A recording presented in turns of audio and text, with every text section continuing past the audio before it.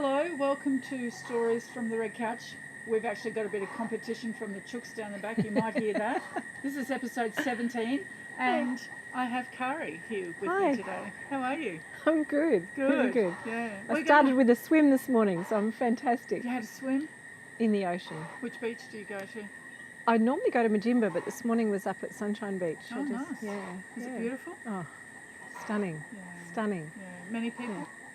Lots of very good-looking surfers. Oh, Female and male. well, yes, we are ambidextrous, aren't we? Yes. Yes. Yeah, that's fantastic. Wish I'd had my board. Do you get up there very often? I have this New Year's resolution before it's even the end of the old year. That's a good idea. To actually conquer learning how to surf this summer. Okay. So I've started tentatively. Brilliant. Yeah. So it's never too late to learn something new like that, really, is it? You just have to go and do it. Some people might think it is too late. It'll depend what happens to me in the next dump. Anyway, I'm giving it a go. Yeah, you get sand in places where you just ought not to have sand, I think, sometimes. Yes. Are you going to Woodford? Absolutely, wouldn't miss it. In fact, I think I've only missed 3 since the first one I went to in 1989. Really? That's Yeah. pretty impressive because they only started in 86. Yeah. That's brilliant. Yeah. So that's more than I've been to. In fact, I think I've missed more than 3. Sorry. No. That's great. That's great. Yeah. Any weddings there this year? This year, no weddings, but I have had in the past. Okay. And there's still time to get a wedding? No, well, there Oh, won't. No, not really. No. There's People paperwork. Yeah, there's paperwork. So this year, it would be a ceremonial wedding only. Yeah. So you have done weddings at Woodford in the past, haven't you? Yeah, I've done them during the festival and I've done them outside the festival time as well. Yeah, people who know the site and Yes. Have a strong connection to it. Yeah, at the planting festival. Yes. And outside of festival time. Yeah, it's people fall in love at Woodford. Of course. Of course. Yeah, there are so many romances that begin there. There are babies conceived there. There are babies born there. People die there. Yes. Yes, indeed. Yeah. So it's and because it's such a special place and it's a place that holds story, it's such a good place to have a wedding for enacting those stories and remembering those love stories that began or continued or had special moments and highlights during festival time. So people want to get married at the festival to It's an astonishing place, really, isn't it? With the number of people that are there and the whole dynamic of... Yeah, it's a bit like, when I was a child, it was the Enid Blyton magic faraway tree. As soon as you climbed the tree, anything could happen, and it was quite magical. And, you could put your romantic hat on and say that Woodford is very much like that. It's another world, it's another planet, and it's also very grounding and very real when you're slushing around in your gumboots and you're wiping the sweat from your brow, trying to do a wedding and appear elegant while I've got sweat just dripping down the back of my neck. Kari, I think you are elegant under any climactic condition. Oh, I've been challenged. Oh, sure. But really, I think that... so you've done a lot of weddings now, haven't you? How many have you done? It's several hundred now since I was first registered just under 10 years ago. I find that phenomenal. That's so many, isn't it, really? That, just in the sense that people really are still getting married. Yeah. Because I never got married. So I've been with John for 36 years. Yeah. We didn't get married. We didn't fill out paperwork, but I think there's weddings and there's marriage and there's marriage paperwork. Yeah. I kind of forget that people still do that. There's a resurgence. I think the young people are harking back to a romantic era, and certainly in the paraphernalia, it reflects on that too. Yes. And that romance and story. Yeah. And lovely. Ritual. There was a mass exodus from religious kind of rituals, I guess, when we were young. Yes. Potentially, I know that my parents exited the church because they felt it was hypocritical, and we kind of chucked the baby out with the bathwater. And with leaving the church because of all the God stuff and because religion and God all with two different things. We lost the ritual aspect of our life, some ritual aspect of our lives. We've gained ritual in other ways. You know, the ritual of making yourself a cup of tea every morning with the mint from your garden is a ritual. So people are regaining that ritual in their lives by embracing a ritual that has a whole lot of traditions around it. And they don't mind embracing the traditions. The girls don't mind being walked down the aisle by Dad because Dad will love it and feel really proud. And they don't consider themselves being given away. They're accompanied by a family member who is showing by his presence that the family support her choice. That's beautiful. Yeah. And I guess that there needs to be a period of time where we do, and you're right, we did throw the baby out with the bathwater, but that gives enough time for us to rediscover what it is that we loved about those rituals and how we can make them our own again. Exactly, and that's exactly what I want to do in all my ceremonies, be they weddings or funerals or baby namings or house namings or ritual of rites of passage, rites of life, and reclaiming ritual, but not saying, well, we're going to do it, you know, holus bolus as it was done in the church. Sure. You can reclaim ritual and then rewrite it. And put your overlay of your story and choose what is important, what draws you about a certain ritual, and then re-envisage it, rewrite it to suit who you are. That's beautiful. Yeah. And people are really embracing that now. They are, and I encourage it. And having lived in many other cultures, I've watched other cultural rituals, and I can say, well, you know, there's this other culture that does it like this. Now, we don't have to do it like they do over in that particular country, but take the essence or the resonance of that and make it into our own.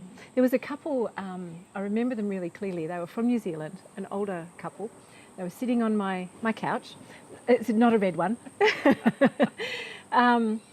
And they were calling each other honey. The whole conversation that we had, it was honey this, honey that, and both of them were doing this.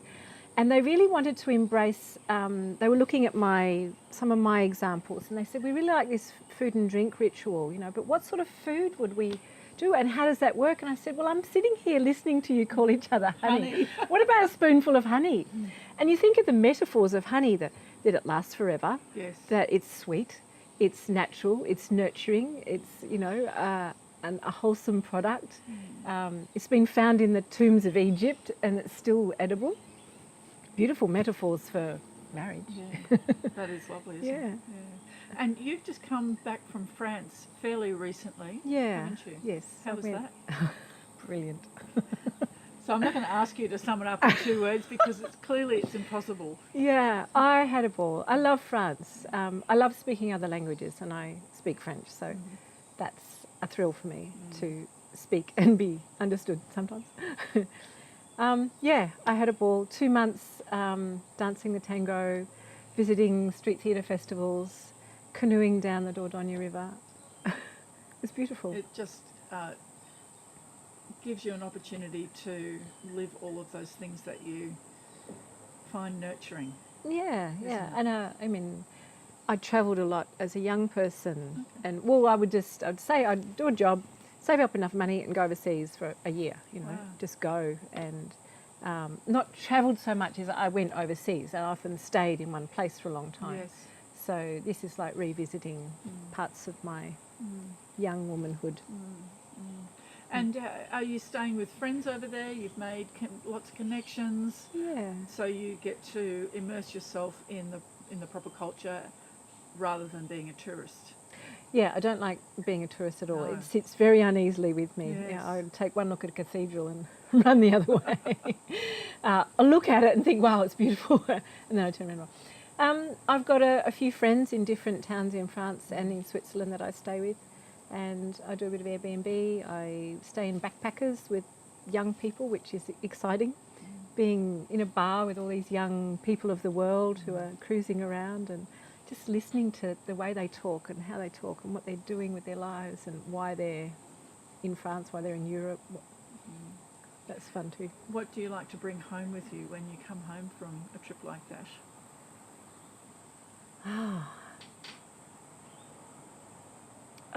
musical memories and dance memories, I think, just and connections.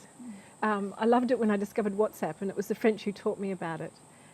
Just an app on your phone for communicating. And so most of my French contacts communicate with me that way, and I get all these beautiful little messages in French. Just at any time of the day, I'll get this little French message. Oh, And nice. it's a touching little thing, and Yes. keeps my language going. And And what about clothing? oh well, I brought them this dress. With the beautiful shirring. Oh, I know, isn't it beautiful? Have a look. Really peer into this because you just don't see shirring anymore. And it's so beautifully made. Yeah, it is.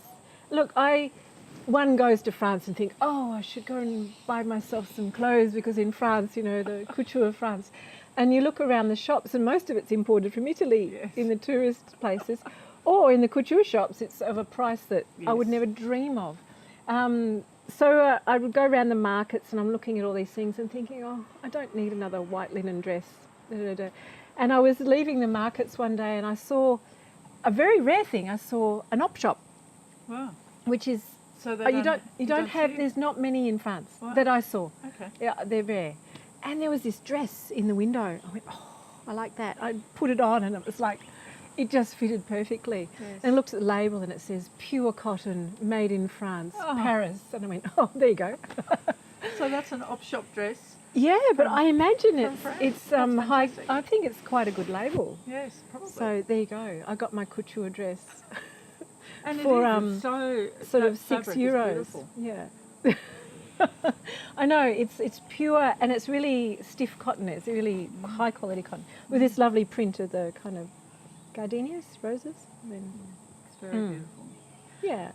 And I've just got that March fly on my foot. This is what happens in summer, isn't it? We get everything. You get the mozzies and the march flies. Honestly, out yeah, in nature. yeah. I was just thinking of when you were saying about going to bars and being in amongst all of the young people and the backpackers and so forth. Yeah. You have your own young person, don't you? He's not quite so young anymore. What's Jessie. Yeah, what's Jessie? Oh, he's got an amazing little story. Tell me. Yeah, well, he's 24 now. Yes. And since he was in year 10 at high school, he wanted to be a jazz drummer. And so he enrolled in the Young Con classes, which is down at the Conservatorium of Music down in Brisbane, after school hours. And you have to audition to get in. Yes. So for year 10, 11 and 12, he would one day a week commute down to Brisbane after school on the train. That's a fair trip, isn't it? Yeah, and back again to study jazz with the cream of his generation from the high schools around Brisbane. And then eventually segued straight into the conservatorium in the jazz course. Graduated a few years ago, started a few bands, had a recording studio, but everything was sort of on that, the music industry is hard. And it was very, very humble for him, and he didn't mind that. But it was this humble little slog that he was doing the band, recording. And then a band from Cairns who we know really well because one of them is his godmother and his godbrother. So, it's family. Yes. But they invited him to go to Chile last summer for 3 months doing a tour doing this. It was a mixture of Chilean folk music and blues. Oh, that would have been fantastic. Oh, it was absolutely amazing. They had a ball. But the little glitch in the story is that he was involved, and he was involved in a horrendous taxi accident. He's very lucky to be alive. And he ended up with a broken back and in hospital and blah, blah, blah. Anyway, he ended up getting the best surgery that you could get anywhere in the world. Isn't that incredible? He was in the best hospital in Latin America. And but, he had a serious injury and was eventually flown home flat in business class. Stayed with me for a while, but as soon as he possibly could, he picked up. But life was tricky for 6 months with a lot of back pain and healing from a broken back. But, he was walking and he launched straight back into trying to do everything he could. But I think the crucial thing he did was everything his physio told him to do, he did. Regular exercise. And eventually his physio said, you're ready to start going to the gym. You have to do gym work every day, full on, and you'll be all right. Wow. And if he does that in the morning, he's pain-free. Wow, that's fantastic. And so he started to do this. He was at a gig one day and some guys rocked up, you know, with the hippie hair and the blonde sort of bleached look and said, "Hey man, you want to come and play in our band?" And Jessie sort of went, "Who's asking?" You know, like, "What band?" "Oh, you know, we're the Babe Rainbow." And Jessie's thinking, "Who are they?" Babe Rainbow. The Babe Rainbow. That's a great name. I know, straight from Byron Bay, Yeah. but walked out of a time machine from 1964. You know, flared pants, floral shirts, long hair, psychedelic video clips, the whole thing. And Jessie, I'm not sure how sceptical he was, but he went down and his audition was to go to Byron Bay and go surfing. Fortunately, by then, he had very long hair and he could surf. Well, If I did one thing for him, I made sure he learned how to surf. He passed the audition. So he's just completed a 1 month tour of Europe and a 1 month tour of America. how fantastic With this band. is that? And he'll be playing on the amphitheatre stage at Woodford to close the loop of your questions. That is one. I've got goosebumps actually. Tingling. How fabulous. So we can all go and watch the Babe Rainbow. Yeah. Oh, that would just be wonderful. Yeah. So a month in America, where did they play? Oh, they hired a van in New York and they went, I don't know my American geography, but Louisianaville, New Orleans, Austin, Texas, LA, Las Vegas, San Diego, and Seattle, Vancouver.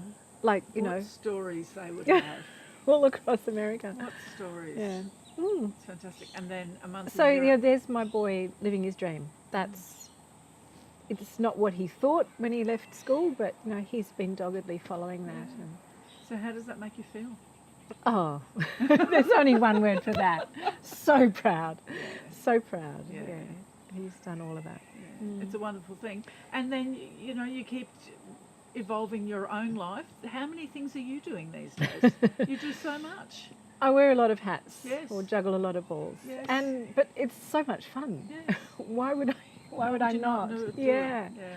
So I suppose I have several micro businesses, and one is my celebrant work. So I work as a marriage celebrant, as a funeral celebrant, and I love that work. It interacts with other people. It's about gathering story and telling story on behalf of people.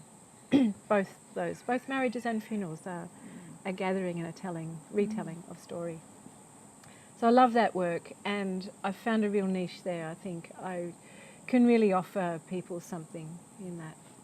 But I also have a little pottery underneath my house. I've got a Queenslander house up on poles, and so the whole underneath, no walls, the pottery with no walls, for better or for worse. Yes. And so I make ceramics, but I make it for exhibitions. I make installations, groups of works. Yes. Rather than churning out dinner plates. Well, the Taiwanese and the Japanese and the Chinese, they do that so well, Yes. and they import it at a cost that's cost effective Yes. for people here. And I don't need to do that. No.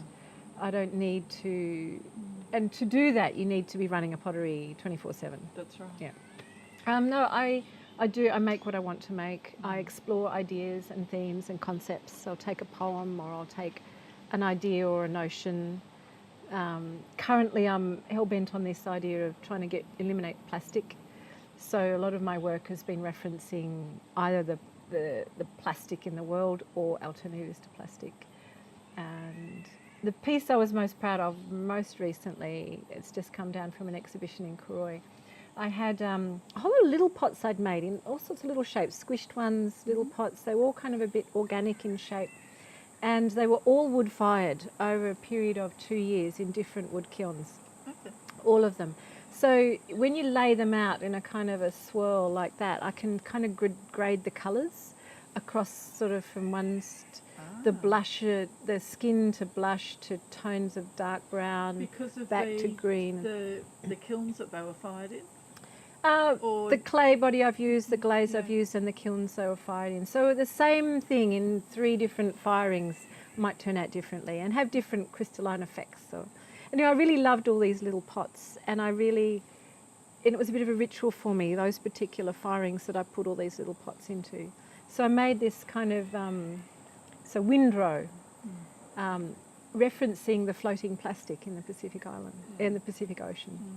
And I met a potter from America who came out to Australia for a conference in Australia this year that I was involved in running. And he came via container ship. That's how he arrived in Australia. On a container ship. He worked, I can't remember his exact statistic, but he'd used 1.5 gallons of fuel to actually arrive when he divided his aspect of the container ship by everything else in the container ship. Anyway, he saw these plastic windrows and I asked him to write a little piece about them. And so those words go with this group of pots. I mean, they're not plastic, they're ceramic. And if we didn't use plastic and we used ceramic, these windrows wouldn't exist. But I've made a ceramic one. Yeah. I wonder if you went along and then they just had big nets on every boat and picked up the plastic as they went along. That would help. Yeah. But no, well, there are dedicated boats that have these scoopers that actually scoop it up. But it's huge. There's entire islands, entire vast, sludgy islands. It's horrific, isn't it? Yeah, I know. It's terrifying. Well, what's terrifying is, again, I don't know the literal statistics, but of the 9.8 billion tonnes of plastic that we have produced since 1950, only about half a tonne is still in use. And we're manufacturing plastic at a rate of knots.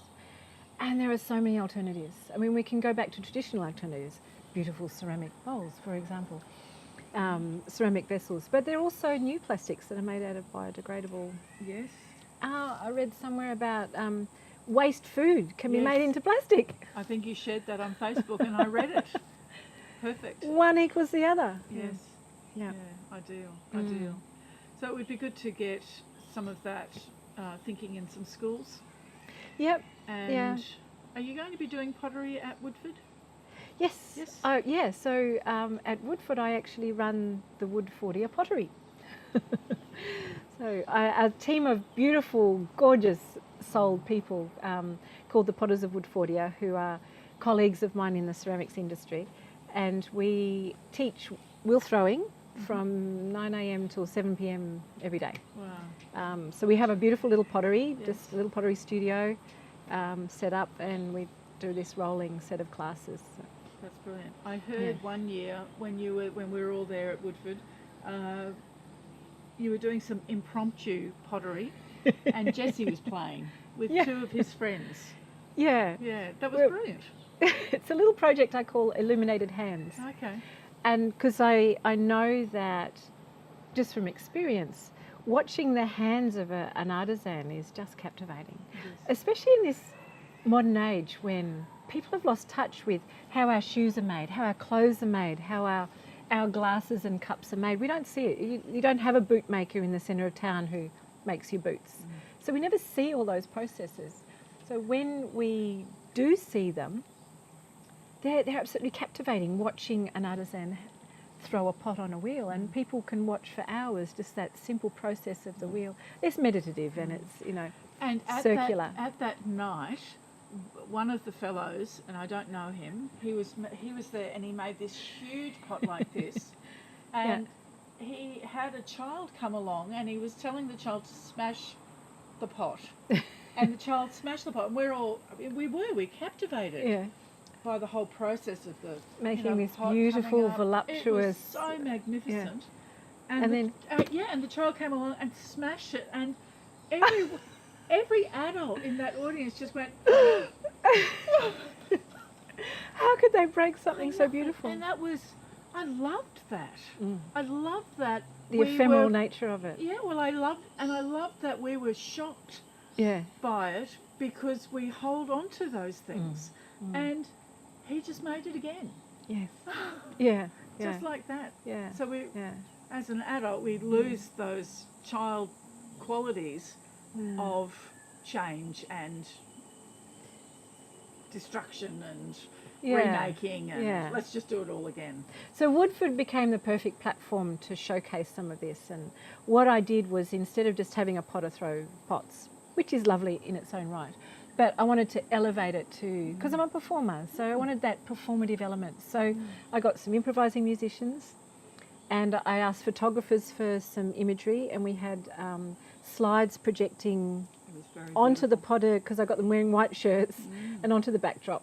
So you had improvised And music onto the pots as well. onto the pots. As the Yes. clay came up, you could see this, projections. And in doing so, you got this beautiful interplay of imagery, of improvised music, and the potter actually listening to the music and knowing that it's responding to the potter's movements, and also responding to that music and going into this incredible space. And it was just beautiful to watch. It was beautiful to Yeah, watch. yeah. Are you playing at Woodford as well?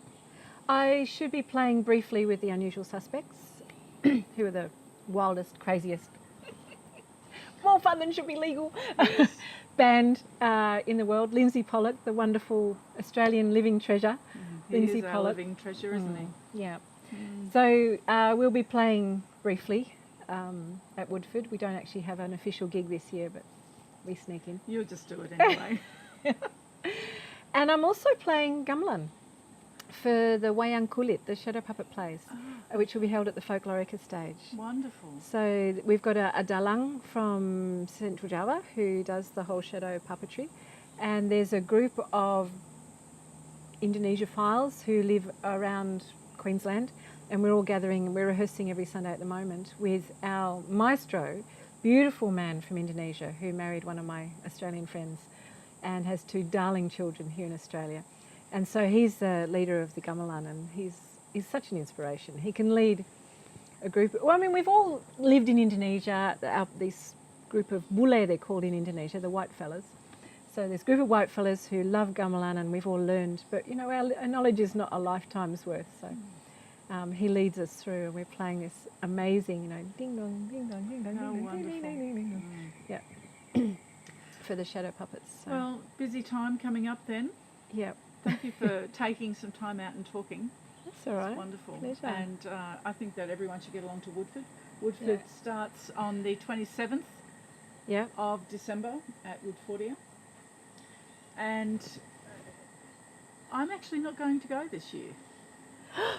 I Brother. know. Anyway, No, one needs a break. One It's needs a full break. on. It Yeah, is. It's a it's big from the Woodford planet. yeah, Mm. that's right. But I love it. I do love being too. part of it. I do you know. too. I do too. All right, well, thank you for joining us. Pleasure. Thank you for for joining having us. me. I have no idea who we're going to talk to next, but that's okay because we'll just work it out. I will tell you. So that's it. That's it. Thanks, Thanks, Robin. Kari. I love this couch. Beautiful. Let me have this couch. Fantastic.